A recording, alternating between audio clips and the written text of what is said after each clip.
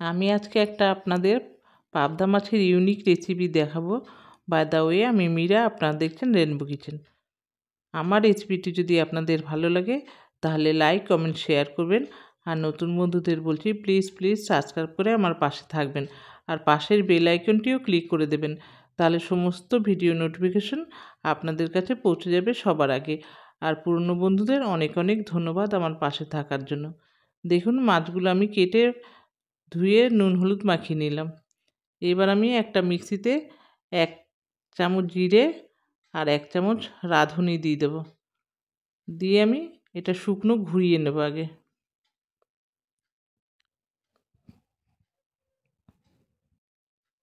এবার দিয়ে দিলাম কাঁচা লঙ্কা আর একটু জল দিয়ে আবার আমি মিক্সি করে নেব। এই রান্নাটি খেতে খুবই দারুণ লাগে আর সুন্দর একটা সেন্ট, রাঁধুনি দেওয়ার জন্য সুন্দর একটি সেন্ট বেরোয়। খেতে কিন্তু খুব ভালো লাগে, আপনারা একবার অবশ্যই ট্রাই করবেন। এখানে আমি দিয়ে দিলাম একটু কালো জিরে আর দেব হলুদ গুঁড়ো, কাশ্মীরি লঙ্কার গুঁড়ো, স্বাদ মতো লবণ আর সর্ষের তেল।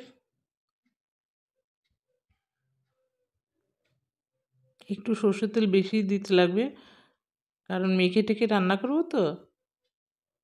আর দেবো মিক্সি করে রেখেছি যে মশলাটা, জিরে, রাঁধুনি আর কাঁচা লঙ্কা, সেই মশলাটা দিয়ে দিলাম। দিয়ে এবার আমি সমস্ত কিছু ভালো করে মেখে নেব হাতে। দেখুন, মাখা হয়ে গেছে। এবার আমি ম্যারিনেট করে রেখেছিলাম যে মাছটা, সেই মাছটা এই মশলার মধ্যে মাখিয়ে নেব।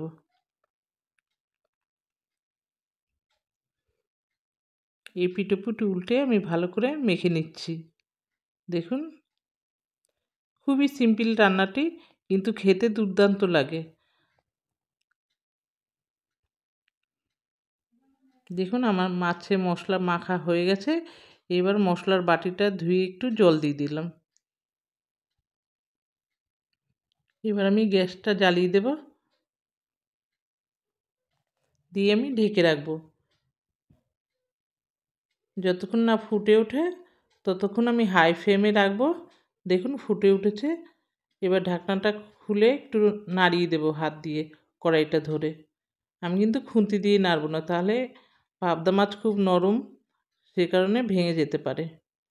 এবার আমি ফ্লেমটা লো করে আমি ঢেকে রাখবো। দেখুন, ঢেকে রেখেছিলাম।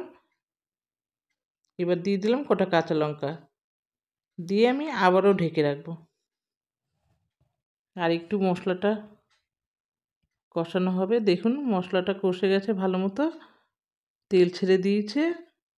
এবার আমি ওপর থেকে একটু গরম জল দিয়ে দেব। খুব বেশি জল দেব না, কিন্তু অল্পই জল দিলাম। গরম জল দেবেন অবশ্যই। দিয়ে আমি আবারও কড়ার হাতল দুটো ধরে ভালো করে নাড়িয়ে দেব।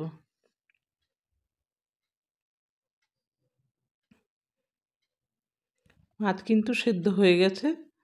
এবার আমি মাছগুলো একটু সরিয়ে সরিয়ে দিলাম খুন্তি দিয়ে। এবার আমি ধনেপাতা ছড়িয়ে দিলাম। মাছের ঝোলটা আমার হয়ে গেছে। এবার আমি সার্ভ করে নেব। ভালো লাগলে অবশ্যই লাইক, শেয়ার করবেন, কমেন্ট করে জানাবেন। আবার দেখা হবে পরবর্তী ভিডিওতে। ধন্যবাদ।